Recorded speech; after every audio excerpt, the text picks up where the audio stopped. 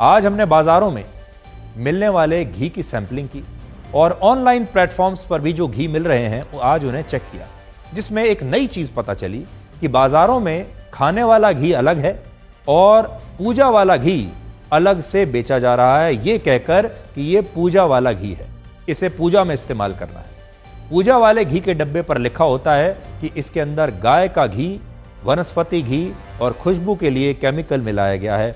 यह हमने online platform से कुछ घी के सैंपल्स लिए हैं। इन सब पर लिखा है कि ये पूजा के घी हैं। अगर मैं पढ़ूं कि इसमें किन चीज़ों का इस्तेमाल किया गया है, इसमें लिखा है काऊ घी, वनस्पति घी और एडेड एसेंस, मतलब खुशबू के लिए एक अलग से केमिकल डाला गया है ताकि इसमें आपको देसी घी की खुशबू मिले। लेकिन साथ ही इसमें एक चेतावनी लिखी है और वो ये कि ये खाने के लिए नहीं है।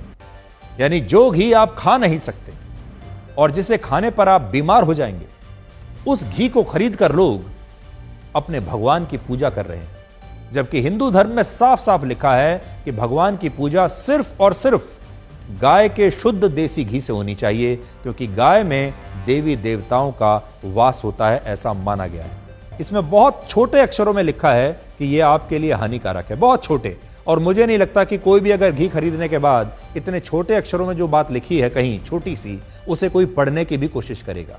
यहां कहीं छोटा सा लिखा है कि यह खाने के लिए नहीं है। और न जाने कितने ऐसे लोग होंगे जो इस घी को खा भी रहे होंगे। और आप जानते हैं इसकी कीमत क्या है? इस घी की कीमत है 350 रुपए प्रति किलो के हिसाब से यह घी बिक रहा है। अब आप सोचिए 350 रुपए में आपको गाय का शुद्ध देसी घी कभी कहीं मिल सकता है? मैं आपको खोलकर भी थोड़ा सा दिखाना चाहता हूं। यह घी है। अगर आप मुझसे पूछें, यह मेरे सामने है, यह ऐसा लगता है जैसे कोई पीले रंग की कोई ग्रीस आपके सामने रख दी गई है। और अगर मैं इसको सूंघता हूं तो मैं नहीं कह सकता कि इसमें से कोई खुशबू आ रही है, बल्कि एक अजीब तरह की दुर्गंध इस घी में से आ रही है। और यह बेचा जा रहा है ये कहकर कि यह पूजा के लिए है। ऐसा दुर्गंध वाला घी जिसमें चिकनाई ही चिकनाई है, लेकिन वो चिकनाई असली नहीं है। ये चिकनाई दूध से नहीं आई है, ये चिकनाई दूसरी पदार्थों से इसमें मिलाकर बनाई गई है।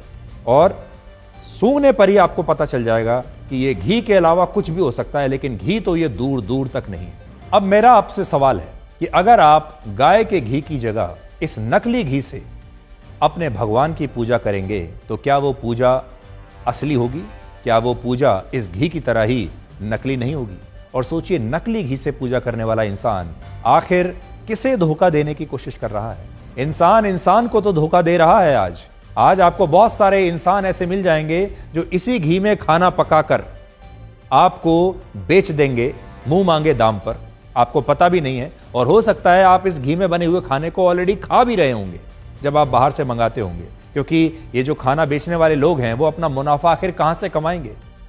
सस्ता सामान डालकर ही तो मुनाफा कमाएंगे। लेकिन जब आप इस घी को अपनी पूजा के लिए इस्तेमाल करते हैं तो क्या वो उस ऊपर वाले को धोखा देने की कोशिश नहीं है, जो ऊपर से सब कुछ पहले से ही देख रहा है? भगवान अंतर्यामी माना जाता है, तो क्या भगवान को ये बात पता नहीं चलेगी कि आप भगवान के साथ कितना बड़ा धोखा कर रहे हैं?